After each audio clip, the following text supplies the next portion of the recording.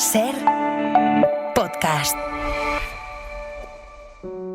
La biblioteca de Don Asensio en Hoy por Hoy se llenó esta mañana de viernes de adjetivos literarios.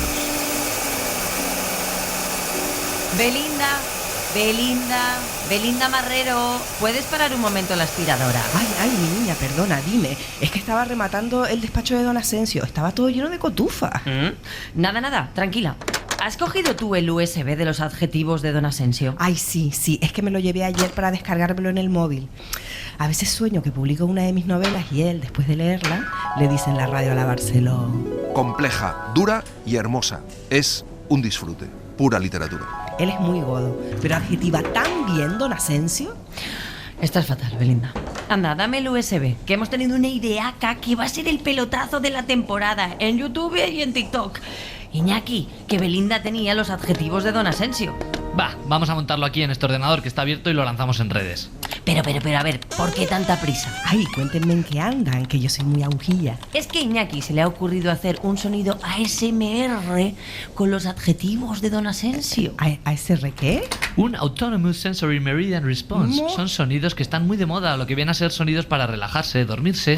A ver, mira, aquí están todos. Pincho este, a ver. Bellísima, emocionante, dulce y terrible a veces. Bueno, esto es buenísimo, pero tenemos muchos más. Buah, tenemos como 50 adjetivos. Escucha este. Es comprometida, sorprendente, divertida a ratos y triste a veces. Ay, cuando dice divertida a ratos y triste a veces, me identifico tanto. Es como si me estuviese describiendo a mí como persona humana. Ay, es que Don Asensio retrata a las personas.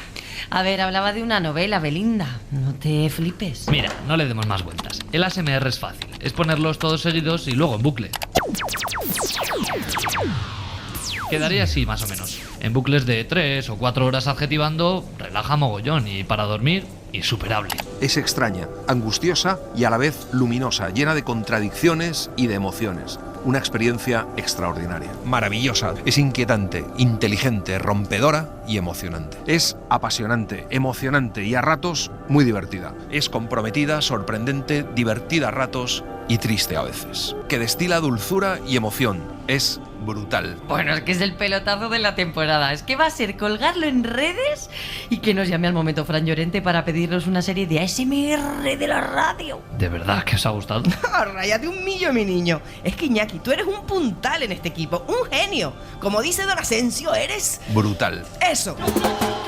No voy a callar una vez más si tú no dices nada. Hoy por Hoy Magazine. Hace mucho tiempo nuestro amor está sufriendo porque no das nada. Ser podcast. Yo ya estoy cansada de esperar a que Antonio Martínez Asensio, buenos días. Buenos días. Estáis lanzando nuevos formatos, nuevas secciones. A mí nadie me consulta. No, ni a mí tampoco. O sea, aquí este año yo creo que van a seguir los ratones bailando, esté o no esté el gato. Ellos van a su ritmo y ellos van a su bola, pero el ASMR no lo vamos a incorporar como novedad todavía, no descartamos, pero de momento no lo vamos a incorporar este año, pero sí que vamos a hacer una cosa, y es que cada viernes Antonio Martínez Asensio va a arrancar contándonos un libro, bueno, a mí, a los oyentes, a todos los que están pendientes de esta biblioteca, y ya conocemos las marcas de un libro una hora, gran marca, un libro en un minuto.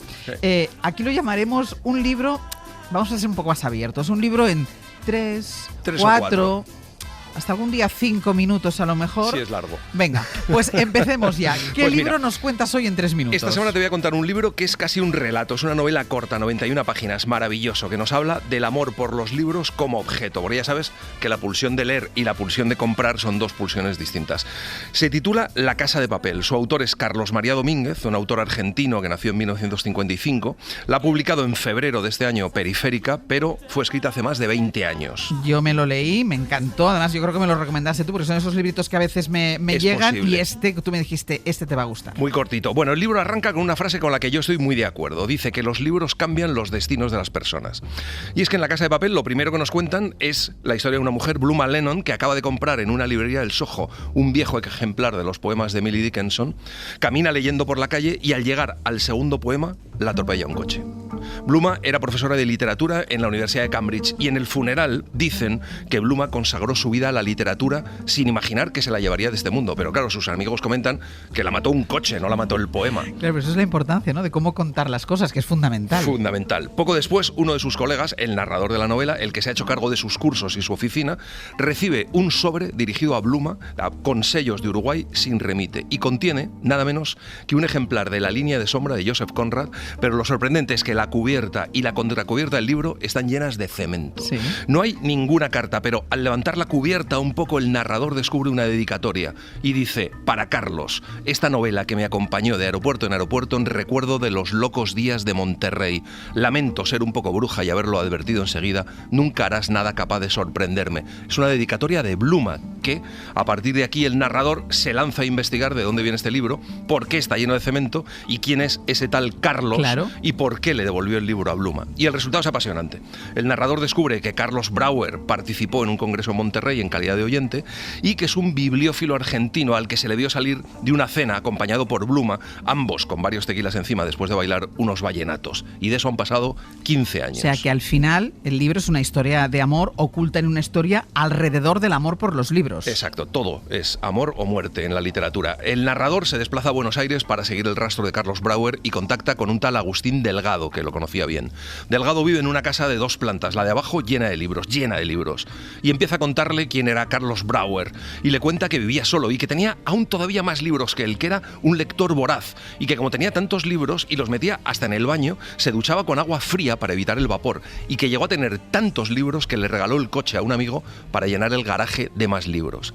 Y aquí se produce una de mis conversaciones favoritas del libro, porque habla de los límites del deseo de poseer libros y de tenerlos, y de si marcar los libros o no, de cómo ordenar los libros, de una cosa maravillosa que es ordenarlo por las afecciones, quiero decir, ordenar los libros según cómo se llevaban los autores. Habla de la idea de leer con la misma luz con la que fue escrita cada libro, o de la música que hay que escuchar mientras se lee. Claro, esto al final serían las manías de los lectores de las que hemos hablado, pero quedaría para un libro en sí mismo. Pero vamos, y para muchos. Pero Delgado le cuenta que llegó un momento en que la economía de Carlos Brauer se complicó, y más cuando su ex le reclamó dinero. Así que Carlos tuvo que vender la casa y mudarse. Pero ¿cómo llevarse tantos libros y a dónde? Y en ese momento es cuando Carlos Brauer viajó a México, conoció a Bluma, se enamoró de ella y de alguna forma no consiguió que ella le quisiera. Y entonces decidió hacerse una casa con los libros. Esa es La Casa de Papel. Pero, ¿por qué Carlos Brauer devolvió La línea de sombra a Bluma?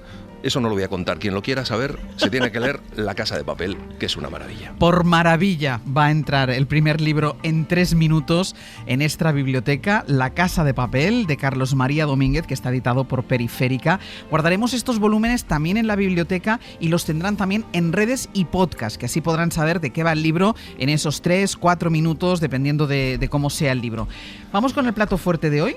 Vamos con el libro de la semana. ¿Y por qué lo has elegido? Pues mira, el libro de la semana es Morir en la arena, la última novela de Leonardo Padura, que es un novelón. Es una novela que cuenta una generación, cuenta la generación de esos cubanos que, como Padura, que tiene 69 años, tienen 70 años, que han vivido la revolución cuando eran muy jóvenes y que ya es muy tarde para salir de la isla.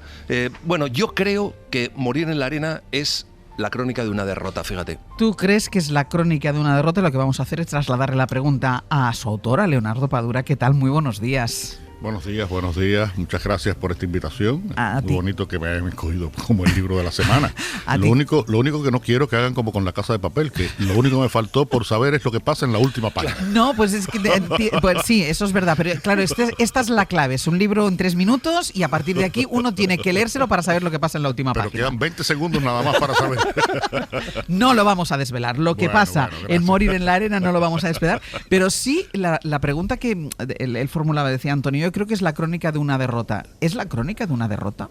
En muchos sentidos lo es. Esa es la frase final que cierra el libro, escrita por uno de los 4 personajes fundamentales del libro. Esta novela cuenta la historia de un parricidio, que es un parricidio que ocurrió en la realidad. Yo lo transformo mucho, lo ficcionalizo, lo hago pura ficción. Y hay un protagonista que es el que mata al padre, que es Eugenio, el hermano mayor de Rodolfo, Jenny, Rodolfo, hermanos. Sí. Hay una mujer que se llama Nora, que fue novia de adolescente de Rodolfo y después termina casada con Jenny y es la madre de su hija. Y un cuarto personaje que es este escritor, Raimundo Fumero, que va a tener un papel muy importante, que es de las cosas que no vamos a develar. Y alrededor de estos 4 personajes se produce el momento en que 30 años después de haber ingresado en la cárcel, con 2 años de anticipación, Jenny va a salir y va a regresar a su casa, a la casa donde vive Rodolfo, donde vive Nora, donde asesinó a su padre, y eso, bueno, revuelve toda la relación de estos personajes. Le estás haciendo un poco la competencia a Antonio, ¿eh? Le estás haciendo un poco la competencia a Antonio. Esto se sabe en las primeras 15 páginas del libro. Es la introducción del libro. Entonces, ahí estamos en el momento en el que empezamos a ver las consecuencias de toda una serie de causas que son las que voy narrando intercaladamente hasta el principio de los tiempos. Déjame, Leonardo, que vaya publicidad y a la vuelta vamos poquito a poquito contando lo que podamos y lo que queramos contar del libro. Perfecto, gracias. Hoy por Hoy Magazine. Ser podcast. Me cago en... Reaccionó como si hubiera recibido el impacto de una descarga eléctrica cuando sintió como su pie derecho se deslizaba sobre una masa blanda que, aun sin poder distinguirla, no tuvo dudas en identificar, pero no consiguió terminar la frase porque en ese instante se descubrió incapaz de decidir en qué o en quién cagarse, entre las muchas posibilidades a su disposición acumuladas a lo largo de tantas experiencias vividas que, en su mayoría y con bastante razón, podría considerar merecedoras del improperio.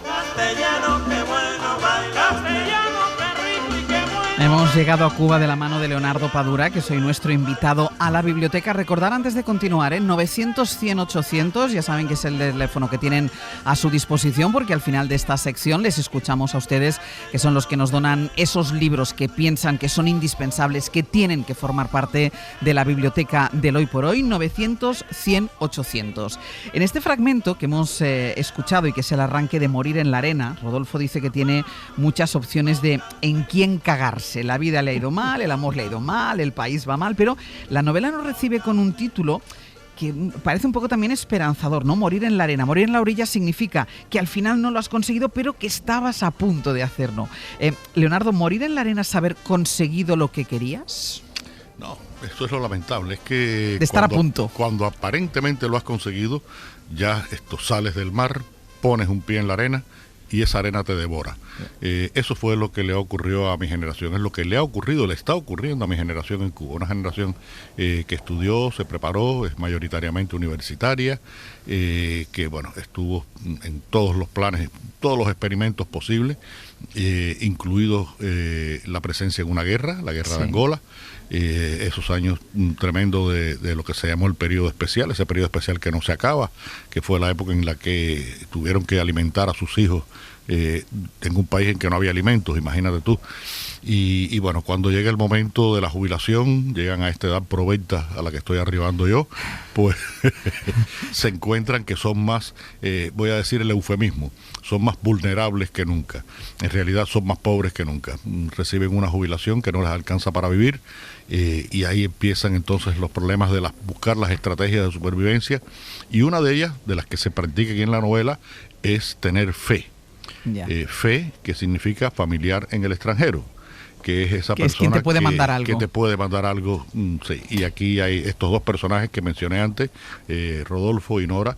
Afortunadamente para ellos tienen una hija en España, Rodolfo, una hija en los Estados Unidos, Nora, y reciben algunas donaciones, como le llama Rodolfo a esas ayudas que le mandan las hijas. Ahora hablaremos de esto de las hijas en extranjero, pero dime una cosa, esa generación de la que tú hablas, que dices es la que me representa a mí, ¿es una generación que se desencantó muy pronto? La generación más joven me dices, ¿no? Sí. Sí, es una generación, mira, muchas de esas personas nacieron, porque este periodo especial empieza en el año 1990, es decir, estamos hablando ya de 35 años, nacieron o crecieron en esos años. Fueron tantas las carencias, tanta la incertidumbre, tanta la desesperanza que bueno, nacieron herejes, y esa herejía las ha acompañado toda la vida, y por eso tantos de ellos han salido del país. Mira, cada vez que yo estoy firmando libros aquí en España, la mayoría de las personas cubanas que se me acercan para que le firme el libro son gente menores de 40 años, gente que han salido hace 3, 4, 2 años, de la pandemia para acá. Ha sido un éxodo casi bíblico, pero ustedes decían al principio que solo los jóvenes. No, es que también salen gente de mi edad y hasta mayor que yo, porque bueno, es una de las formas de sobrevivir que Leonardo, se ha encontrado. pero también esta novela es una gran historia de amor. También en el amor esta generación, la tuya, la de esta generación que tienen cerca de 70 años, también ahí se han dejado llevar. La historia de amor está en el fondo, es una representación de la situación política de Cuba llena de cosas pendientes. No, creo que más bien ahí en esa historia de amor lo que hay es esa posibilidad de la redención.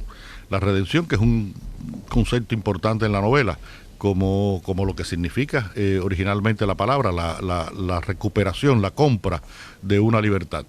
Creo que estos personajes a través del amor se redimen, encuentran algo tan importante en la vejez como es la compañía, incluso compartir la miseria.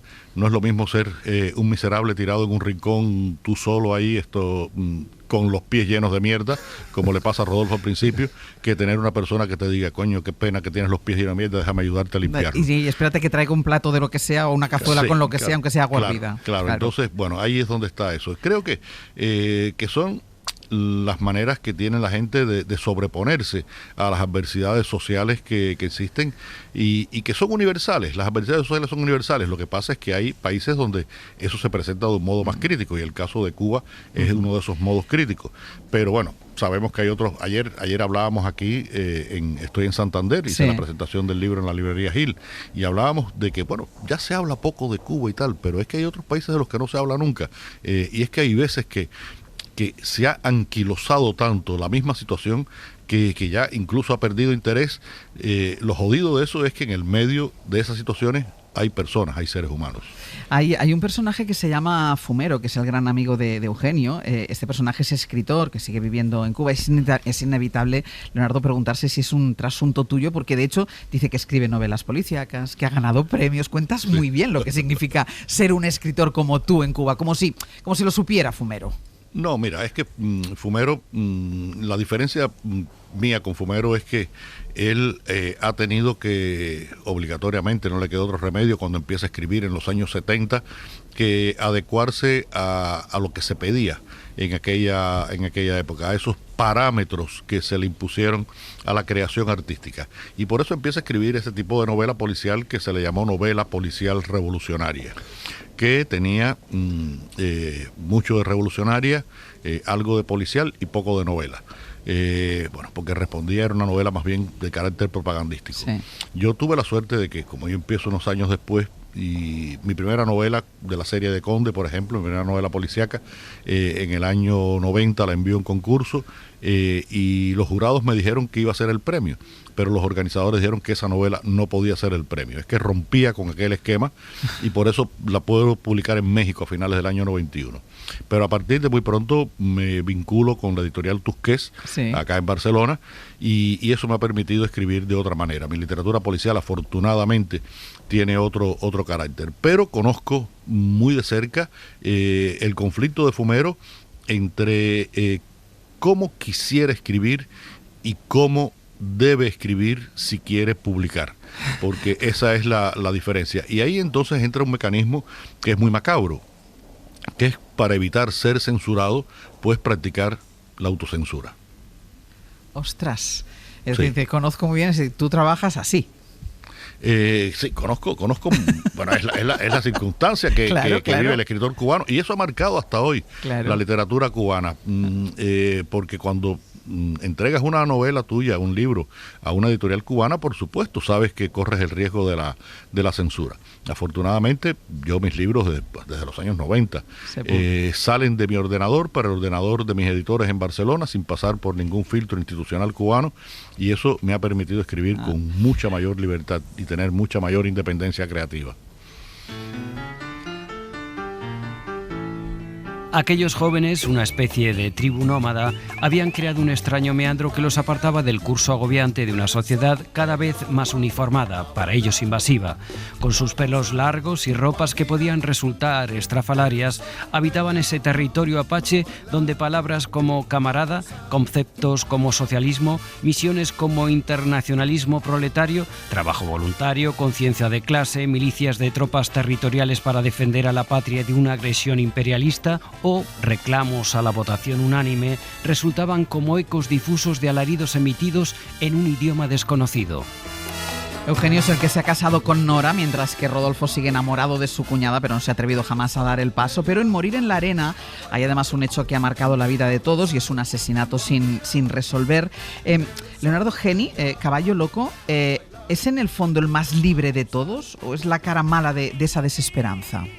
No, creo que Geni es el resultado de una educación familiar muy dramática, muy terrible. Su padre es un abusador, abusa con su madre, abusa con Geni, de alguna manera también con el hermano menor Rodolfo, que se salva mucho de esa violencia porque sus abuelos lo protegen. Y Geni es el resultado sobre todo eso, de unas relaciones humanas enfermas y que son personas que crecen en todas las circunstancias, porque bueno, esto de las enfermedades sociales que crean personajes terribles, creo que Estados Unidos es el mayor campo de cultivo de este tipo de personajes. Entonces, pero bueno, Geni está en conflicto con su tiempo también. Es de esos jóvenes que el fragmento que acaban de leer los agrupaba. Es una especie de un hippie tropical en un momento determinado, motero. Es un macho alfa, en grado sumo. Intenta salir del país en el año 80 por aquella éxodo del puerto del Mariel. Después va a Alemania Democrática a trabajar, cruza los restos del muro de Berlín, pero regresa. Es decir, que es un personaje muy contradictorio y hay un elemento que la novela utiliza, no profundiza en él, pero utiliza, que es la posibilidad de una predestinación, de estar predestinado a algo.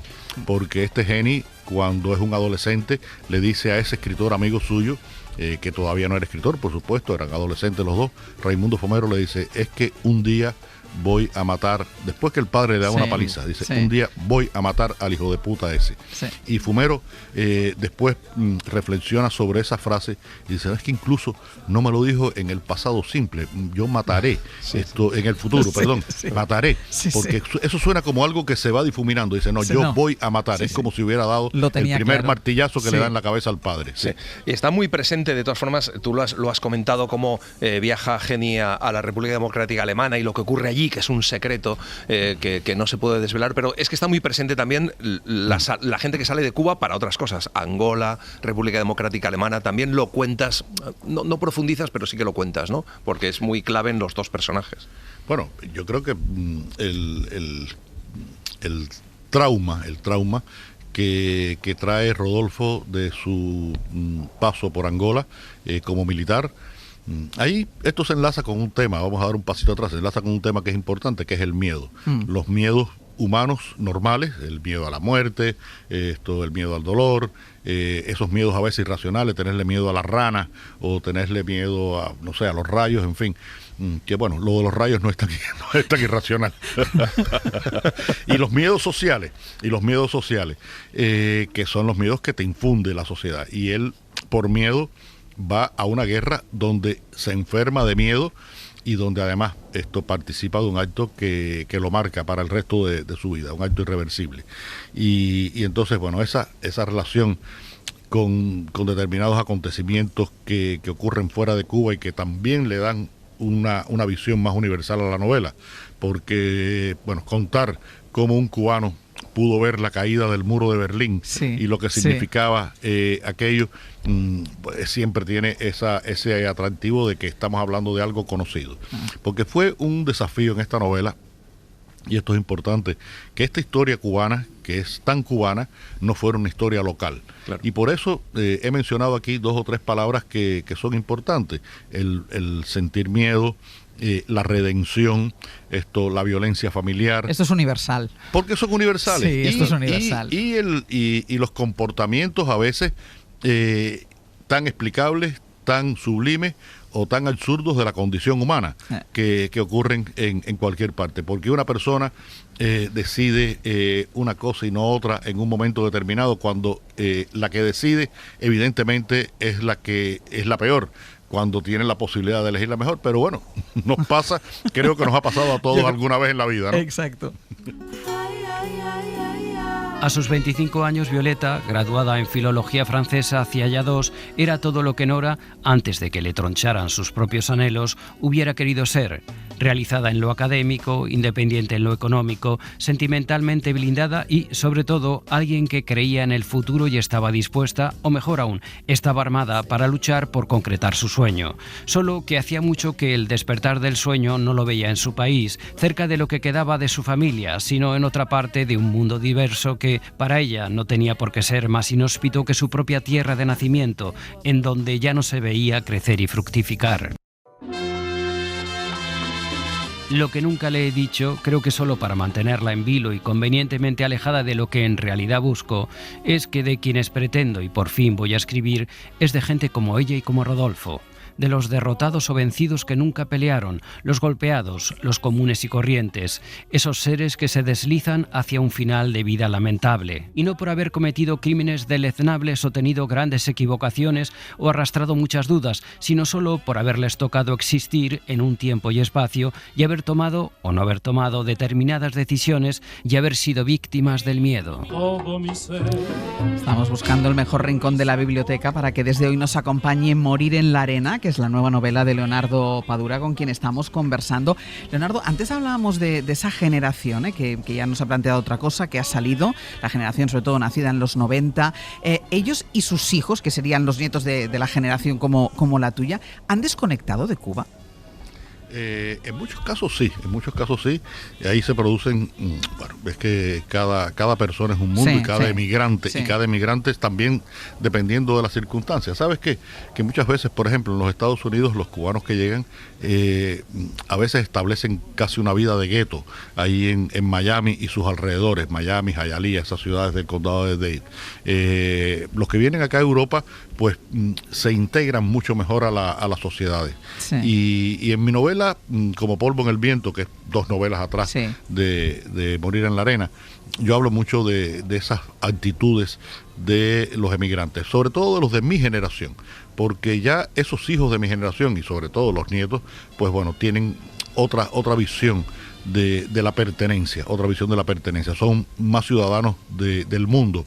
Es Leonardo, que también hoy en día la capacidad de la gente de conectarse con otras maneras de ver la vida, de entenderla, de informarse, es distinta a la que tuvimos nosotros en Cuba, donde se practicó aquello que he llamado alguna vez la ignorancia programada, es decir, nos permitían saber solo lo que se suponía lo que querían que bueno, supierais, claro. Lo que se suponía que era bueno para nosotros, que supiéramos, que era bueno para ellos que supieran. Entonces, pero bueno, ya estas personas son distintas y a veces se ven incluso actitudes, Ángeles, que son muy lamentables. Y es que esos hijos de inmigrantes tienen actitudes que rechazan la migración, porque como ellos han logrado ya establecerse, pues ven en los otros como una especie de peligro, como una invasión, como una amenaza. Sí. Entonces, bueno, es que lo decíamos ahorita, el ser humano es insondable y hay cualquier Leonardo, tipo de actitud. A mí me ha sorprendido muchísimo un personaje que es el hijo de Fumero, que es una especie de santero que vive en Cuba, pero rodeado de lujo. Tiene un cochazo, va a restaurantes de lujo, habla de las MIPYMES. ¿Esto existe en Cuba ahora? Eso se llama un vertico. Un vertico es un personaje, no es una especie de santero, es un babalao. Que es un sacerdote de la religión yoruba que recibe toda una serie de atributos que le permiten manejar lo que se llama el tablero de Ifá, que es el instrumento de la adivinación. Y este joven en relación con otro babalao que vive en Cuba, pues se han acercado, han tenido la posibilidad de que se acerquen a ellos se han acercado a determinadas personas, extranjeros que vienen a Cuba o que trabajan en Cuba, y ahí empezó a levantar un pequeño capital y después funda una de estas medianas y pequeñas empresas llamadas MIPYME y empieza a ganar mucho dinero. Estas empresas sobre todo funcionan, y esto es importante, a partir de las incapacidades del Estado. Por ejemplo, hoy en Cuba, si quieres comprar huevos, donde hay huevos es en las pequeñas tiendas que han montado estos privados. Por cierto, un jubilado como Rodolfo, que ganaría, vamos a suponer, 2.500 pesos, si compra un paquete de 30 huevos, ese paquete de 30 huevos vale 3.000. Es decir, que Rodolfo no pudiera comerse ni un huevo diario con su jubilación. Entonces, te podrás imaginar qué dramática es la situación. Pero este tipo de personajes, bueno, pues no es que haya muchos, pero ahí están o los que están mejor conectados o los más hábiles. Yo conozco a algunos de ellos y sé que funcionan así. Y el tema de la religión, esto es otra cosa muy importante. Decía ahorita que había que tener fe familiar en el extranjero, pero también es importante tener fe en lo insondable. Y esta religión afrocubana pues tiene ese carácter pragmático de que a través de ella busca resolver tus problemas, y que tiene el enorme atractivo de la capacidad de adivinación. Y Humbertico cree en esa religión. Él es un tipo que es un bandido para muchas cosas, pero en su vida religiosa dice él que es honesto. Pues nos quedamos archivados ya en nuestras estanterías. Morir en la arena, de Leonardo Padura, que está publicado en Tusquets. Y Leonardo, sí, brevemente te vamos a pedir que nos dones un libro. Todos los invitados tienen que dejarnos un libro que para ellos sea importante. Lo sumamos también a nuestra biblioteca. ¿Qué libro nos donas tú? Estuve pensando y cuesta mucho trabajo donar un libro, y dije, coño, vamos a hacerle un homenaje a uno de mis maestros, El largo adiós de Raymond Chandler. Vale, o sea, ¿tú crees que es indispensable? Yo creo que es indispensable. Es la historia de una amistad tremenda, y ese personaje de Philip Marlowe en su mejor momento. Absolutamente de acuerdo. Imprescindible. Lo compras, venga. Lo compro. Y me lo quedo en la antes biblioteca. de escuchar a los oyentes que también nos van a donar sus libros en el 900-100-800, está aquí Ana Usle. ¿Qué tal? Muy buenos días. Hola, ¿qué tal? Con las novedades que también van a entrar en nuestra biblioteca. Y la primera va a ser el aniversario de Andrea Vallani, publicado por Anagrama. Un hijo deja la casa de los padres para no volver jamás y comienza a narrar a través de la figura de la madre cómo la autoridad del padre la ha anulado durante años de sumisión, revelando las violencias sutiles y normalizadas en muchas familias y convirtiendo así la historia en una reflexión universal sobre el poder y la opresión domésticas. Sí, pero estos libros sobre padres tóxicos y cómo él se termina separando de ellos me parece apasionante, y es un libro, realmente ha ganado el premio Estrega este año, que es un premio importantísimo. El aniversario de Andrea Vallani, que está publicado en Anagrama. ¿Y hay alguna otra novedad? Andar por casa, de Ana Solanes, publicado por Lumber, que es mientras Julia acompaña a su madre los días finales de su vida, vamos a encontrar un libro que nos habla de la creación artística como refugio ante la pérdida, que nos habla del duelo, de la memoria, de la identidad. Y la verdad es que es un libro que está muy bien escrito y que es magnífico, y te va metiendo en esa trama y en esa pintura, que es muy interesante también, como ella empieza a pintar un mural y te habla de arte y a la vez te habla de pérdida, y la verdad es que es muy interesante. Andar por casa, de Ana Solanes, de Lumber, son las dos novedades que también quedan archivadas en las estanterías de nuestra biblioteca, y vamos a ver cuáles son los libros que nos donan los oyentes también para que formen parte de la biblioteca del Hoy por Hoy. Ya saben que para donar un libro tienen que llamar al 900-100-800, como ha hecho Eva desde Valencia. Eva, buen día, buenos días. Hola, Ángel. ¿Qué tal? Buenos días. Cuéntanos, Eva, ¿cuál es el libro ¿cuál es el libro que nos donas? Pues Otra vuelta de tuerca de Henry James. ¿Por qué? ¿Te ha gustado mucho? ¿Te gustó mucho en su momento? A ver, es que lo leí es el primer libro que me leí entero, así. Tenía 13 años. De hecho, todavía era Naya y pone 80 y no sé qué, 13 años. Y me pareció una maravilla. O sea, es que lo leo todos los años, porque es que todavía no sé lo que me... ¿Sabes? Es inabarcable. Cada vez que te lo lees es... O sea, es un libro... Yo te iba a preguntar, imagínate, Eva, ¿lo has releído después y me dices que lo lees todos los años? Sí. Bueno, que yo tengo dos cosas. Todos los años me leo este libro y me leo Jane Eyre. un poco como obligación. Y porque me parecen maravillosos. Vale. Y eso, pues, porque es inabarcable. Y dices, hay fantasmas, no hay fantasmas, la chiquilla está loca, no está loca, ¿sabes? Pues nos lo vamos a quedar, Eva, para nuestra Es una biblioteca. maravilla. Otra vuelta de tuerca de Henry James. Efectivamente, hay fantasma, no hay fantasma. Pero te lo ella puedes está leer loca. tantas veces Sí. y no acabar quedando claro. Yo es que no lo he Sí. leído. O sea, Henry James es lo que tiene. Quiero decir que cada vez que lo lees puedes encontrar matices distintos. Ve algo por la ventana, no lo ve, se lo está imaginando, alguien más ve el fantasma y todas esas preguntas son apasionantes. Pero eso es fantástico, que leas un libro y que lo puedas Claro. leer todos los años y que sigas todavía con esa incertidumbre. Y José María desde Asturias, ¿qué tal? Muy buenos días. Hola Ángel, buenos días. Cuéntanos. Pues mira, yo recomiendo un libro que realmente me ha fascinado porque, bueno, es un libro de Miguel Munarriz, editado por Aguilar, que se llama Empeñados en ser felices. Y es que es un libro biográfico donde el autor es que lo que rememora es la vida libresca que tuvo conociendo las figuras fundamentales de la literatura, pero incluso literatura latinoamericana. Y entonces es un libro que nos lleva a otros libros porque realmente, bueno, nos hace un poco, que la gente que a lo mejor no conoce a ciertos autores, conocer a sus autores. Y es un libro pero muy, muy recomendable. Pues Empeñados en ser felices, una obra autobiográfica de Miguel Munarriz. Maravilloso, es También. maravilloso y a mí me da mucha envidia porque claro, Miguel Munarriz empieza a contar, como hace también Juan Cruz en el último libro que ha publicado, cómo ha conocido a casi todos los grandes autores de la literatura contemporánea. Entonces es un placer las conversaciones con ellos, las vivencias que ha tenido, es una delicia. Vamos. Pues José María, muchísimas gracias. Muchas gracias, Ángel. Las dos donaciones de nuestros oyentes, otra vuelta de tuerca de Henry James y Empeñados en ser felices de Miguel Munarriz, que por cierto, Leonardo, tiene una curiosidad aquí, Antonio, sobre tu relación con el agua fría del mar. Sí, porque hay un momento de la novela en la que dices que dice que el agua del Mediterráneo es fría.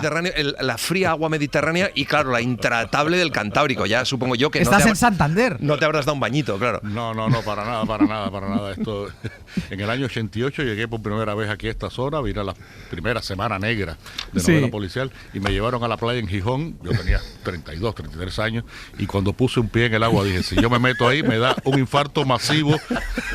Así que, ¿qué va? Salí corriendo. Pero, y mejor las agüitas tibias del Caribe, que son tibias de verdad. Te desmiento, Leonardo, yo que soy mediterránea, lo del Mediterráneo, que lamentablemente cada año se parece más al agua del Caribe. Digo lamentablemente porque son los efectos del cambio climático. Leonardo, ha sido un gustazo compartir esta mañana en la biblioteca contigo. Morir en la arena, Leonardo Padura. Muchísimas gracias. Muchas gracias a ustedes y bueno, mucho éxito con este programa porque hacen falta muchísimos programas más como este que tienen ustedes, de verdad que sí. Pues muchas gracias. Que la lectura y la literatura es fundamental en nuestras vidas. Un beso enorme. Gracias, un beso para ti, chao.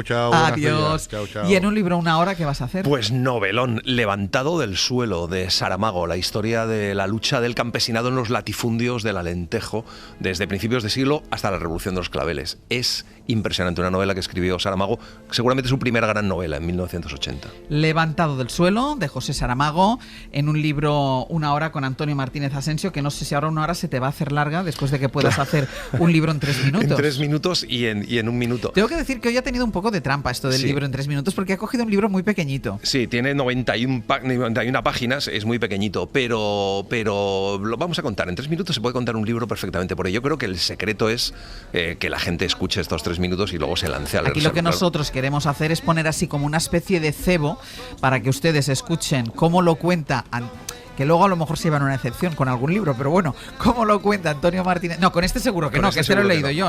Este lo he leído yo. Ustedes ahí les quedan las ganas de seguir con la historia del libro y así se apuntan a comprarlo. ¿Te parece? Me parece perfecto. Y la próxima vez, no lo haremos en los bolos, pero la próxima vez que estemos aquí dentro de la biblioteca, contaremos pues un libro que tenga que ver también a lo mejor con este que hemos hablado. A lo mejor vamos a hacer como una cadena de libros. Como una cadena de libros. Vale. Y también nos pueden sugerir a lo mejor qué libros podemos contar. En 3 minutos. A ver si eres capaz. Venga. A ver si te plantean un reto. Hasta la semana que viene. Gracias, Sánchez. Adiós. Para no perderte ningún episodio, síguenos en la aplicación o la web de la SER, Podium Podcast o tu plataforma de audio favorita.